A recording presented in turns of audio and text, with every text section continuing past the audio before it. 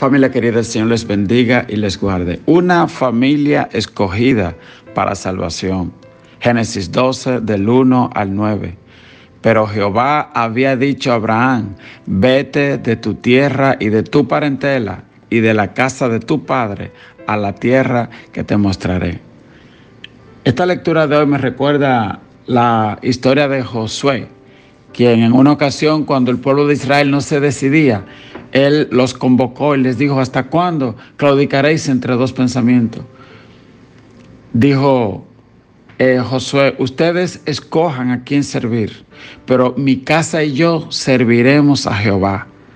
Dice la Biblia que aquel día el pueblo de Israel decidió: no, nosotros vamos a servir a Jehová. Y Josué le dijo: no, ustedes son muy indecisos, mejor devuélvanse para Egipto, o sigan en los caminos que ustedes están. Pero ya yo tomé una decisión. Y al ser confrontado, históricamente el pueblo de Israel, cuando ha sido confrontado a escoger entre Dios y los Baales, han escogido a Dios. Y ellos le dijeron a Josué: nosotros vamos a servir a Dios. Y aquel día hicieron un gran pacto. Y dice la Biblia que mientras estuvo vivo Josué y toda esa generación que hizo ese pacto ese día, nunca más se apartaron de Dios. Cuando esa generación murió, la otra generación que siguió fue la que le dio la espalda a Dios. Y usted lo puede leer en el libro que sigue, en el libro de los Jueces, cómo aquella generación siguiente le dio la espalda a Dios. Y uno tiene que preguntarse: ¿qué fue lo que pasó? Que la generación de Josué supo ser fiel, y la generación de los jueces, la que siguió a Josué, fue una generación infiel. ¿Nos estará a nosotros pasando lo mismo? Que recibimos de nuestros padres la correcta enseñanza de la palabra de Dios, pero nosotros no la estamos pasando a nuestros hijos. Nos hemos olvidado que lo más importante es la salvación del alma, la vida eterna. Y estamos tan enredados en el sistema de Babilonia como aquella semilla que cayó entre espinos, que fue ahogada por los afanes, por los placeres de este mundo, por el afán, por la riqueza y por la vanidad, que se olvidaron de ser ejemplo a sus hijos en la oración, en la palabra. Por ejemplo, en mi caso personal, mi madre nos enseñó a nosotros a recitar la palabra de Dios, a recitar los salmos antes de acostarnos. Temprano nos llamaba para hacer unos tiempos de estudio bíblico. ¿Mantienes tú en tu familia la costumbre de hacer un devocional? ¿Cuántas veces ellos te han visto a ti, tus hijos te han visto a ti como padre, arrodillado o leyendo la palabra de Dios para ti o para tu familia? Y tú, madre, ¿has dejado de orar y de interceder por tus hijos? Los padres que dejan de orar y de interceder por sus hijos es como una nación que manda sus hijos a la guerra y luego lo abandona en medio del campo de batalla. Mientras estés vivo, padre o madre, debes continuar orando e intercediendo por tus hijos. Y no solo por ello, dice la Biblia, sino también por los hijos de tus hijos. Eso incluye al nieto, al tataranieto. Mientras tenga vida, tus hijos deben verte como un referente, como una luz. Ayer, en el mensaje de ayer en la iglesia, titulado La señal de Jonás, hablábamos sobre eso, que la Biblia, cuando habla de señal, se refiere al sol, a la luna, a las estrellas, que dice Dios: los puse de señal para que alumbren en la expansión del cielo, alumbren sobre la tierra. Y así son la gente que Dios llama, las familias que Dios llama, los ha puesto como una señal para que sean luz a las naciones. ¿Eres tú luz en tu vecindario? ¿Es tu familia luz en tu generación? ¿Eres tú luz a tu familia? Y de eso trata el estudio de hoy. Y el ejemplo que toma es el ejemplo de una familia, de la familia de Abraham. No es la primera vez que Dios se apoya en una sola familia para salvar a la humanidad. Lo hizo también con Adán y Eva. Él pudo haber creado muchos hombres, muchas mujeres, pero creó un solo llamado Adán. Lo hizo también con Noé cuando lo llamó. Y luego de Noé y de Sem, uno de sus hijos, la Biblia dice que pasaron 10 generaciones. 10 generaciones sin que la Biblia haya registrado un contacto directo con la humanidad, con algún hombre, con alguna familia. Entre el tiempo del diluvio y el tiempo de Abraham estuvo la generación de la Torre de Babel, la generación que le dio la espalda a Dios. Y Dios tuvo que confundir sus lenguas para hacer que se dispersen por la tierra, para cumplir el mandato de la multiplicación. Hoy leemos la historia de Abraham. Y dice la Biblia en Génesis 12, pero Jehová había dicho a Abraham, vete de tu tierra y de tu parentela. Fíjese que ya hay un pero y un había dicho. Algo pasó. Y es que dicen algunos teólogos que cuando usted lee el capítulo 11, dice que el papá de Abraham salió de Ur, de los caldeos, de la tierra que hoy es Irak, rumbo a Israel, pero se detiene en el medio en una ciudad llamada Harán y allí se queda. Así que es posible que la razón por la que el padre de Abraham haya salido es tal vez porque el hijo le comentó, mira, Dios nos dijo que salgamos de acá, pero no llegaron, sino que en el camino se detuvieron. Y entonces la Biblia retoma en 12, dice, pero Dios le había dicho, y yo te pregunto hoy, pero ¿qué es lo que Dios a ti te ha dicho? ¿Dónde es que Dios te quiere a ti? Pero Dios había dicho a Abraham, ese llamado vuelve de nuevo donde Abraham había dicho, hay como un pasado. Y ayer también hablábamos en el mensaje de Jonás, cuando lo llamaron y al principio no obedeció, pero luego obedeció. Yo no sé dónde tú estás con relación al propósito y el llamado de Dios. Si tú estás haciendo lo que Dios te mandó o si tú estás haciendo lo que a ti se te antoja. Dios nos llama a una relación de pacto entre tú y Él. Es un pacto personal, familiar. Mi casa y yo serviremos a Jehová. Dios llama a gente ordinaria para hacer cosas extraordinarias. A Jonás lo sacó del vientre de un pez. Hubo una mujer del flujo de sangre que nadie la quería, estaba arrimada porque la consideraban inmunda. Sin embargo, ella fue y tocó el manto de Jesús. Y Jesús tuvo que preguntar, ¿quién me ha tocado? Porque salió virtud. Él escogió a esa mujer para mostrar su gloria, que Él no desecha a nadie. Aleluya. Y por medio de aquella mujer y por medio de un ladrón en la cruz del Calvario, el Señor manifestó su gloria. Él puede hacerlo contigo hoy. El verso 2 dice que le dijo a Abraham, Génesis 12:2, haré de ti una nación grande y te bendeciré y engrandeceré tu nombre y serás bendición. 3 promesas. Una nación grande. ¿A quién le está diciendo esto? A un hombre de 75 años y a una mujer de 65 años. Lo está mandando a salir. Recuerde que esta es la generación ya post-diluviana, ha pasado el diluvio. Y después del diluvio ya los hombres no vivían 600 años como antes, ni 900 años. Es decir, Abraham ya estaba en una edad donde él debió tener hijos. Además, el nombre de él era una burla porque Abraham significa padre enaltecido y él tenía 75 años y no tenía hijos.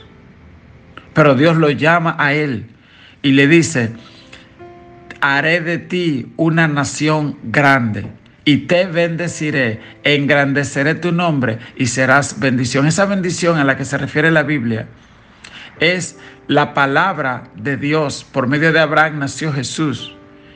Y Gálatas capítulo 3 nos habla de esto, de que esto se refiere a la predicación del Evangelio. Gálatas dice, y Gálatas 3:8, y previendo la Escritura que Dios había de justificar por la fe a los gentiles, dio de antemano la nueva Abraham diciendo, en ti serán benditas las naciones. Es decir, cuando Dios por medio de Jesucristo alcanza a todos los seres humanos y la predicación de la palabra llega a alguien, esa es la mayor bendición de Dios.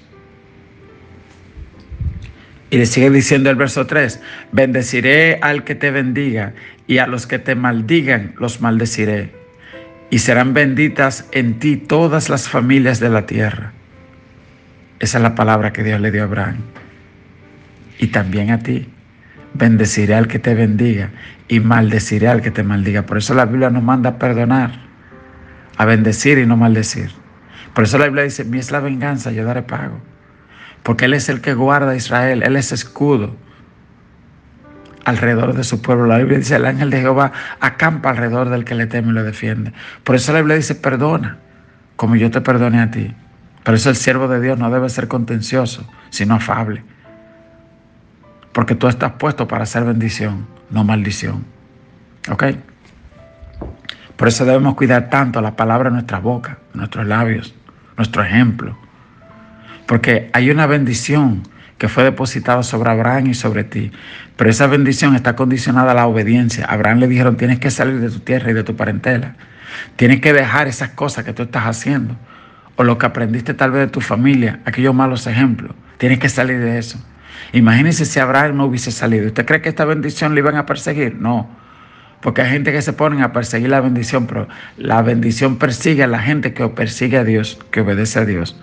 Porque la Biblia dice, el bien y la misericordia me seguirán todos los días de mi vida. Es decir, la bendición está supuesta a perseguirte a ti, no tú a ella. ¿Ok? Dice la Biblia, y se fue Abraham como Jehová le dijo, y Lot fue con él. Y era Abraham de edad de 75 años cuando salió de Harán. Tomó pues Abraham a Sarai su mujer y a Lot, hijo de su hermano, y todos sus bienes que había ganado, y las personas que había adquirido en Harán, y salieron para ir a tierra de Canaán, y a tierra de Canaán llegaron. A mí me encanta esa parte, nunca se me olvida. Salieron para ir a tierra de Canaán, y a tierra de Canaán llegaron.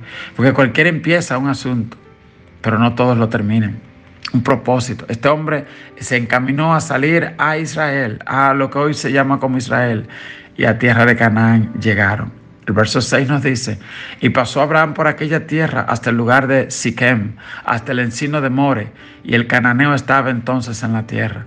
Y apareció Jehová a Abraham y le dijo, a tu descendencia daré esta tierra. Y edificó allí un altar a Jehová, quien le había aparecido.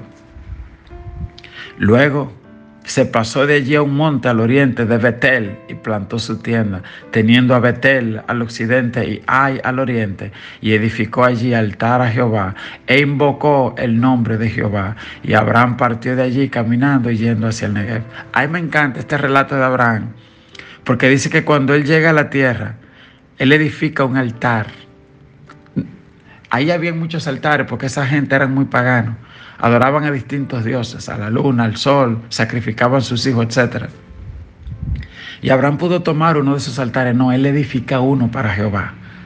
Que también tú puedas edificar un altar en tu casa. Un altar no es una cosa física. Un altar es una devoción, es el tiempo que tú tomas para leer la palabra de Dios, para buscar la presencia de Dios. Eso es un altar. Y habla de edificar, porque quiere decir que no es una cosa de la noche a la mañana. Tú empiezas hoy, sigue pasado, sigue mañana. Hay gente que quieren orar hoy, que ya Dios le diga todo y mañana se olvida de Dios. No, un altar representa continuidad en lo que tú haces, ya sea para Dios o para Satanás. Por ejemplo, cuando tú escoges mentir y mentir y mentir, pues tú haces un altar de mentira y hay demonios que responden a eso y vienen donde ti. Cuando tú escoges la perversión o lo que fuera, la iniquidad, pues hay demonios que responden a eso. Y por eso hay gente que ni pueden dormir, ni su descendencia, y son visitados por demonios. Tienes que revisarte, seguro. Tú estás haciendo cosas que se convirtieron en altar y están invitando a Satanás a tu hogar. ¿Ok? Entonces este hombre lo que hace es un altar e invita a Jehová. Y dice que Jehová se le apareció. ¿Cómo es que Jehová se le apareció si la Biblia dice que a Dios nadie lo ha visto? La Biblia dice que Jesús es la imagen visible del Dios invisible. Así que esas apariciones de Jehová en el Antiguo Testamento se refiere a visitas de Jesús en la antigüedad.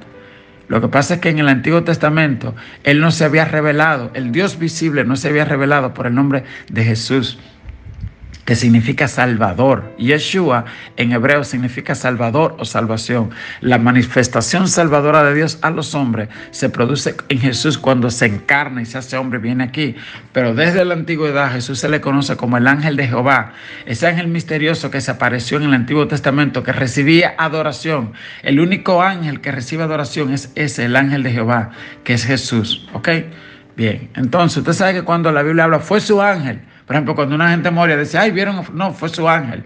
En una ocasión que Pedro salió de la cárcel, el ángel lo libró misteriosamente y toca la puerta. Mira, ahí está Pedro. Y dice, no, fue su ángel.